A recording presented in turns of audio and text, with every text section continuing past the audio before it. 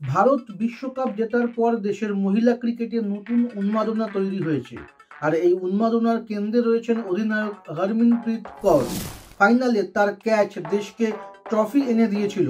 আর সেই ট্রফি জয়ের পরই হরমনপ্রীত এখন বিজ্ঞাপনের জগতে এক বিশাল চাহিদা তৈরি করেছেন।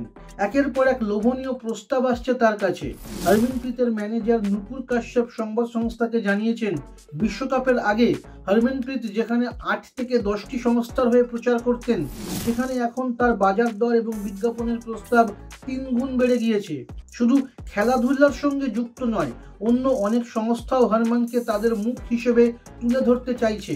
এতে আরও বেশি সংখ্যক মানুষের কাছে পৌঁছে যাচ্ছেন তিনি। 2017 সালে ফাইনালে ওঠার পর থেকেই মহিলা ক্রিকেটারদের গ্রহণযোগ্যতা বাড়ছিল। তবে 8 বছর পর ট্রফি জয় সেই গ্রহণযোগ্যতাকে অন্য উচ্চতায় নিয়ে গিয়েছে।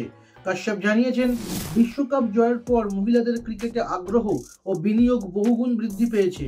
তিনি আরও জানান, বিজ্ঞাপনে এখন মানসিকতাও বদলেছে। অনেক সংস্থা চাইছে হরমনপ্রীতের মতো ক্রিকেটারেরা তাদের হয়ে সমতা, শক্তি এবং অনুপ্রেরণামূলক বার্তা প্রচার করুন।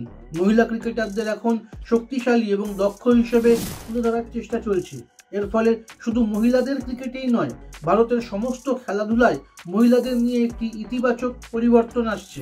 তো বন্ধুরা, কেমন লাগলো আজকের এই ভিডিও? যদি ভিডিওটি পছন্দ হয় একটা লাইক করো, কোনো কিছু বলার থাকলে কমেন্ট করো এবং খেলার খবর, খেলোয়াড়দের খবর নিয়মিত পেতে অবশ্যই চ্যানেলটিকে সাবস্ক্রাইব করো। ধন্যবাদ।